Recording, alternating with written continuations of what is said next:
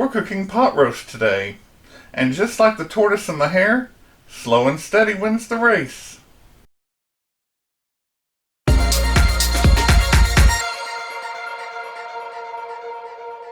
Welcome to Hub at Home, your resource for great recipes and easy learning. I'm Jim Hightower.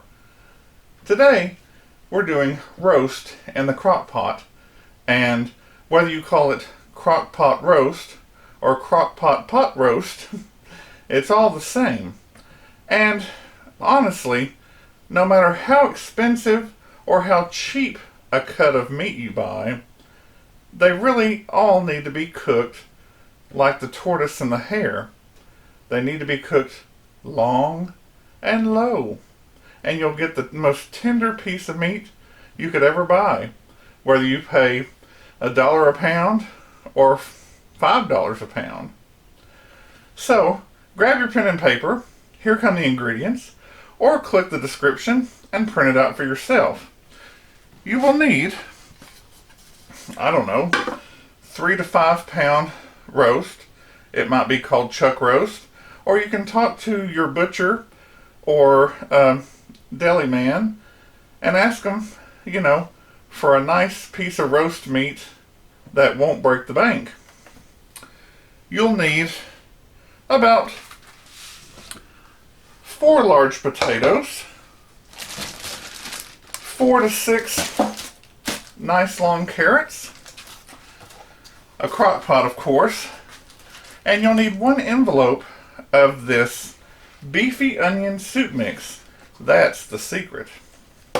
And then of course you'll need 4 cups of water, and we're going to do some other things, but that's basically it.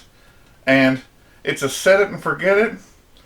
It's a great thing for Sundays.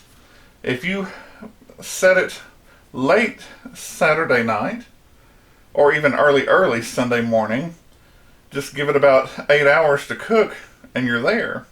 And it's really delicious. Let's get some carrots.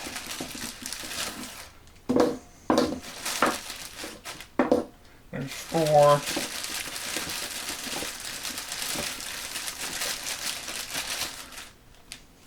And I'll take those 2. That makes 6 pretty good sized ones. And I have a nice little slender cut mat here. You want to cut off the ends. That's the fun part. Whoopsie. Whoopsie.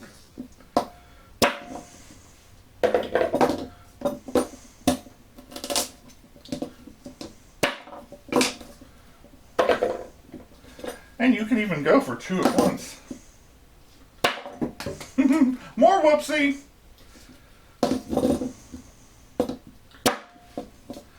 Well, as you know,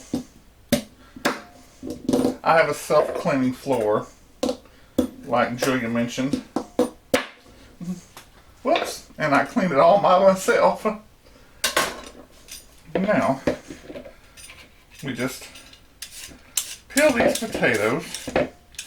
Now you may be asking, I don't want to work. Can I get baby potatoes? Baby potatoes. These are carrots. You may be asking, can I get baby carrots? Well, the quick answer is no.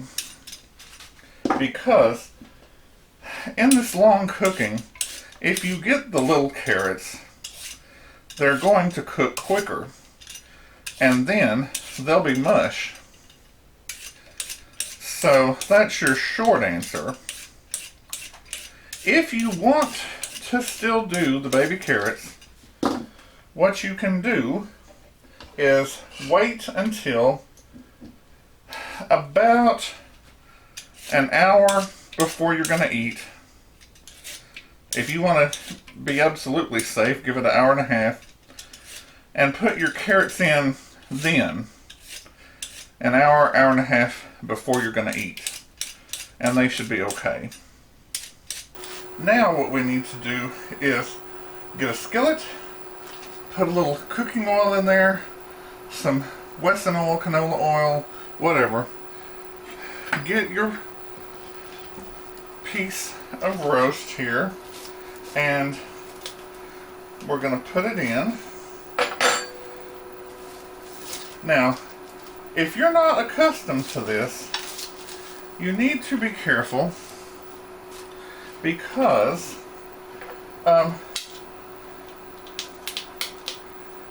your packaging is very likely to have some blood or juice from being packed. So, it's best to try to, you can pour that right in the pan. That'll actually give it a little flavor. Now,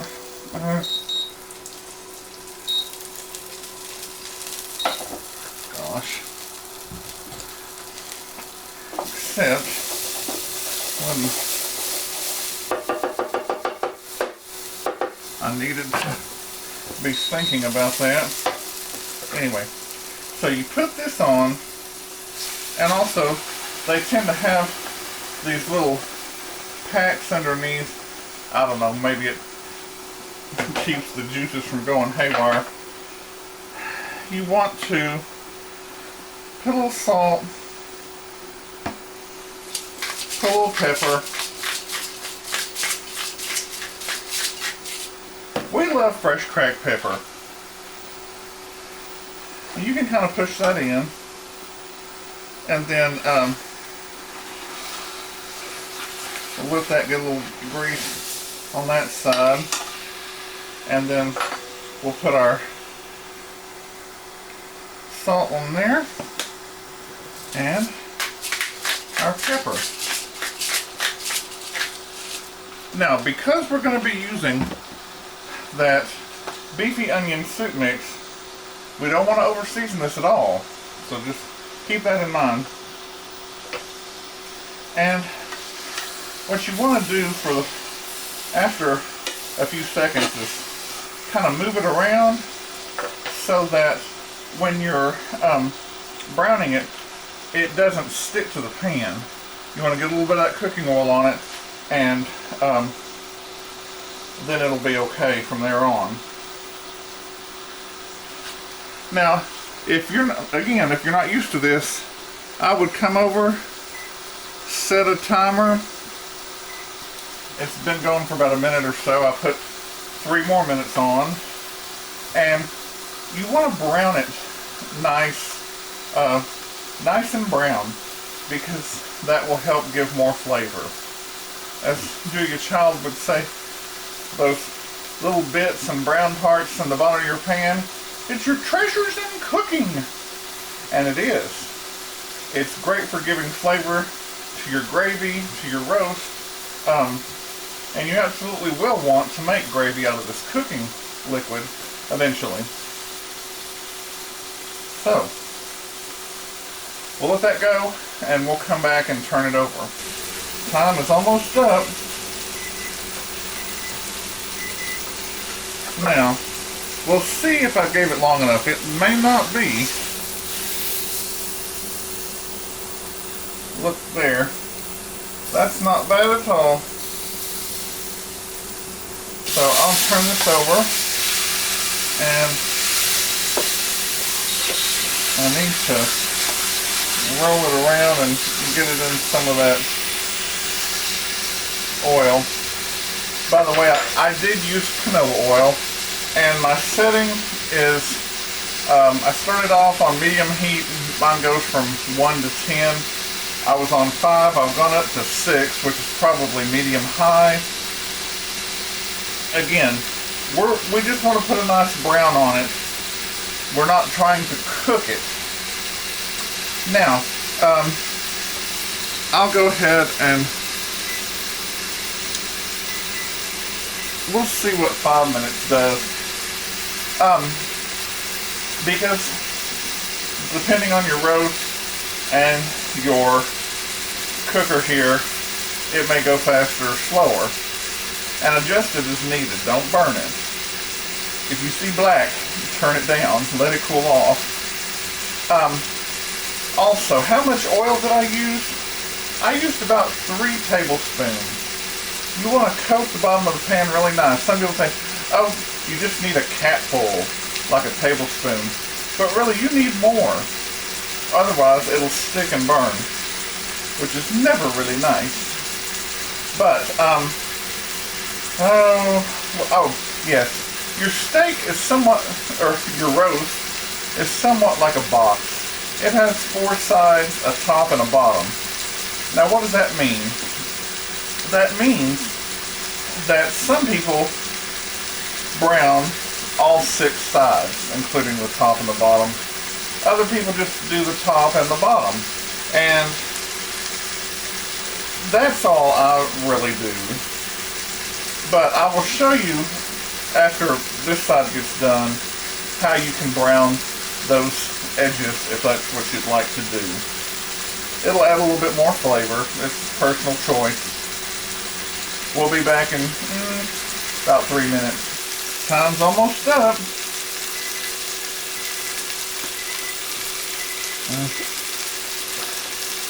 So I'm going to go ahead and turn that off. Let's see what we did this time. Ooh, even better. You can see that. Let grease get in the middle. I'm going to actually turn our first side over and let it go just about 1 more minute. Alright, that's our front side again. It looks better. Now, if you want to brown your edges, I'll do this where you can see over here. Just get it, and it's not always the easiest thing to do, but get it on its side. You may even have to hold it like this and just let it go. But that's starting to smoke some, so I'm gonna let that go. One thing you need to do is look at your pan here and see all those brown bits in there. Again, that's your treasures in cooking. Now, actually,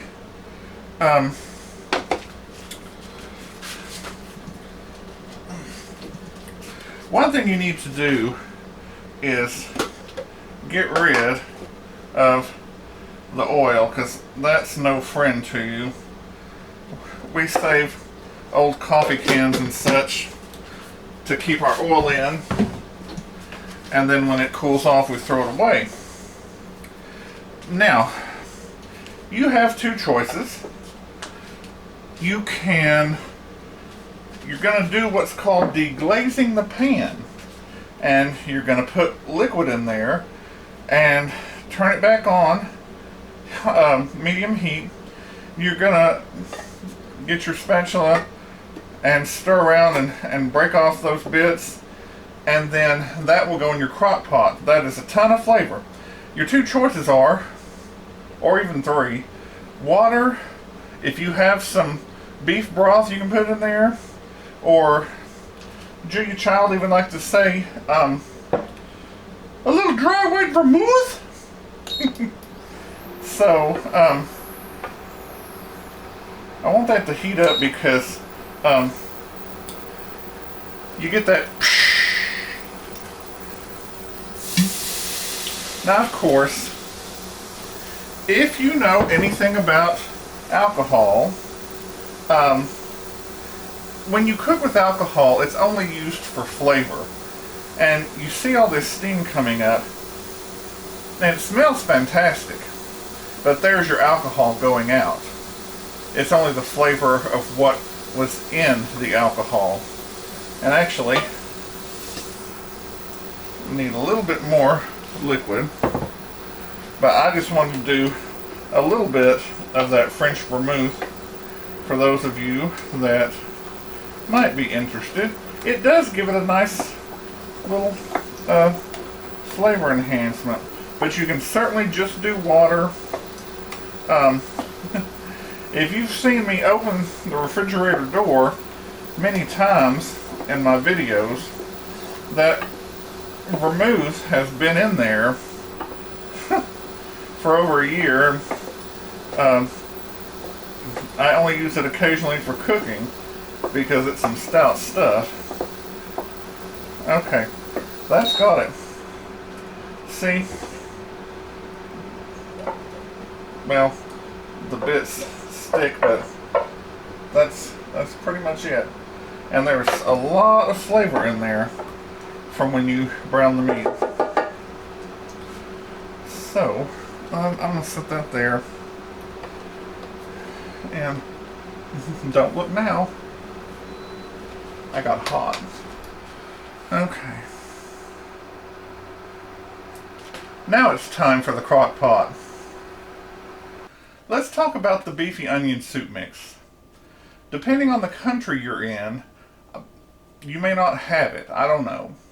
Some people didn't know what Cool Whip was, but at any rate, if you don't have this, your way around it is make your own. You can get some beef bouillon or beef bouillon cubes and make 4 cups of water, hot water, and put these in there and stir them till they dissolve. And also get you a medium onion, chop it up, saute it for probably 10 minutes, get it tender, put it all in there together and let it cook for maybe 10 minutes, and there you go. A little bit of extra work, but that's how you do it. I'm trying to do the easy way. This is really adapted from my mother-in-law's. So, off we go.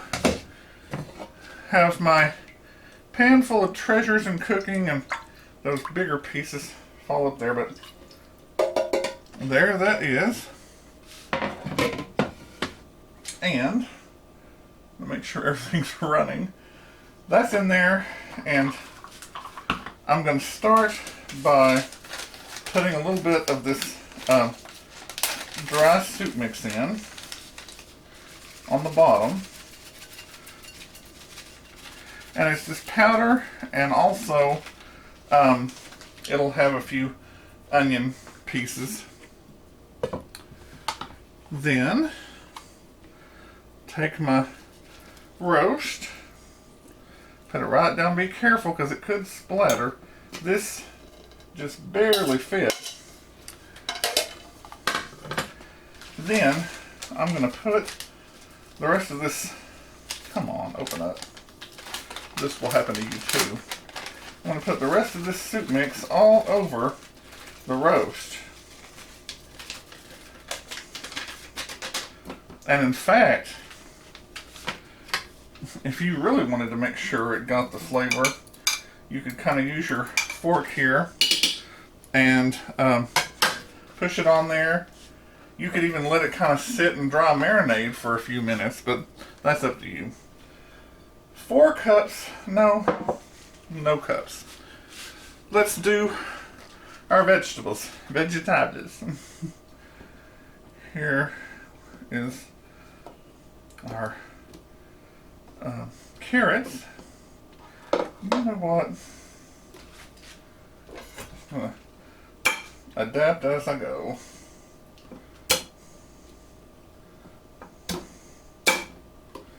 Okay. Then I'll set my potatoes around. Get that carrot down there. And that's it. Look how simple. Now, you put your 4 cups of water in there and cover it. And then we'll turn to this side. Just push it over here to low for 8 hours. And then when it finishes, it'll automatically go to that warm setting and it'll be ready. So, welcome to your wonderful life. Set it, forget it. 8 hours. And we'll come back maybe 7.5. I have one more little treat for you. Taste treat, actually. It's been about 6.5 hours, and the smell is really great. It was bubbling up. I turned it down to warm so I wouldn't have any splatter when I'm getting stuff out here for the moment. I'm just taking out all the vegetables, and I'm gonna rough cut those. In fact, I can do all my carrots just right there in one fatal swoop and put them back in. Here's my roast, and it's pretty tender. It's falling apart already.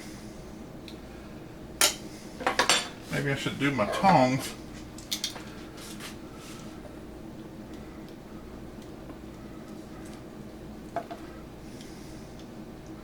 But that's the testament to cooking long and low, is that your meat is so tender it will fall apart. Ooh.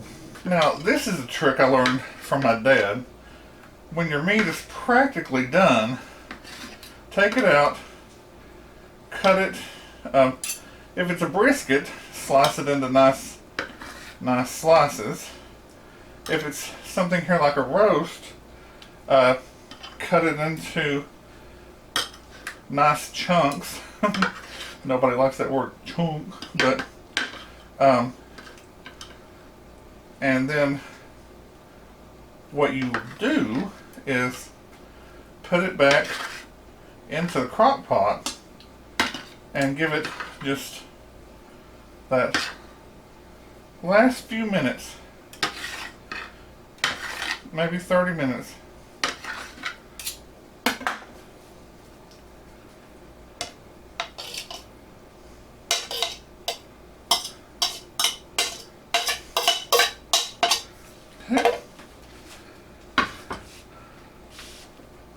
I'm going to put this carefully into my crock pot.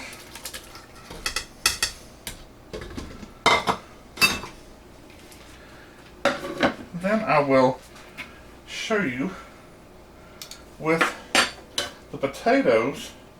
You can just chunk them up, maybe cut them into fourths. We'll put those right there. Bring back our crock pot.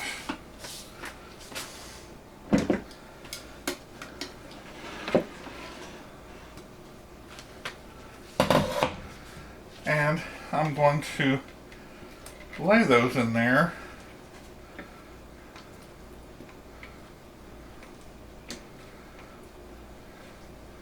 See, now we've got plenty of potatoes, and the potatoes and the carrots help fill you up.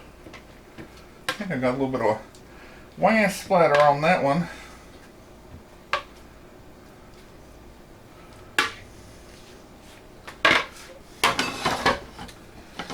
And I'll just give that a little easy stir. I really want them to be mostly covered with that good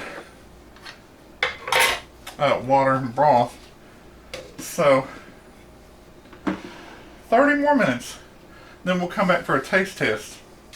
Alright, it's been another 30 minutes, and our juice is still very liquid and watery, so we're going to thicken that up, and the easiest way to do that is with some cornstarch. And you take about a tablespoon per cup, kind of depending on what you're doing. So I've got 4 tablespoons, or kind of a scant fourth of a cup, not quite 4. And you mix that on a 1-to-1 basis with cool water. So about a fourth of a cup of cool water, and you just mix that. Cornstarch works twice the amount of volume as flour. So 1 tablespoon of cornstarch would be like 2 tablespoons of flour. Now, you'll want to turn your crock pot on high for this and just kind of pour your, it's called a cornstarch slurry, and pour it in there. If it's on top of your vegetables, put them under, and be careful because they are tender. And when this gets hot and starts bubbling, it will thicken up, and you'll be surprised. But I won't have you stay here until it does. But let's go ahead and taste a piece, don't want a huge piece, of this roast. I'm always getting pieces that are a little too big when I go to try things.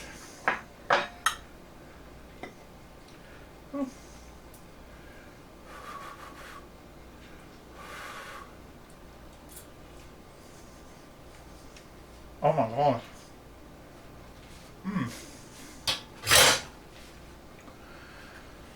Completely tender, juicy, and delicious, flavorful.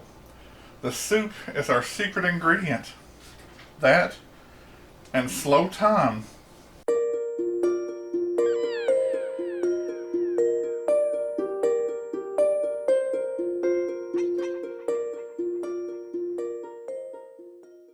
If you like this video for easy crock-pot roast, give it a thumbs up.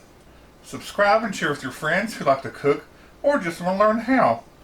Drop me a line in the comments below about your experience with this recipe and what else you might like to see in the kitchen. Click the bell below the video for all notifications, and you'll receive new notifications in the top right hand corner bell. I'm Jim Hightower, and remember, everyone needs help, even me. Enjoy and be well.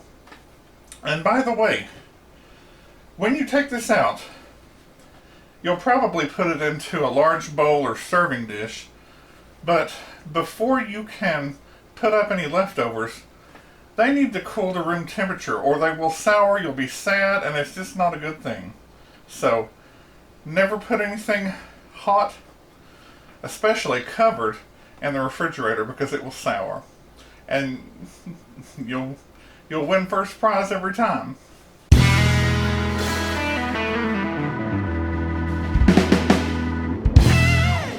If you don't have beef broth, which I didn't, flopper, let's talk about the beefy onion soup mix. Depending on what country you in, one more time.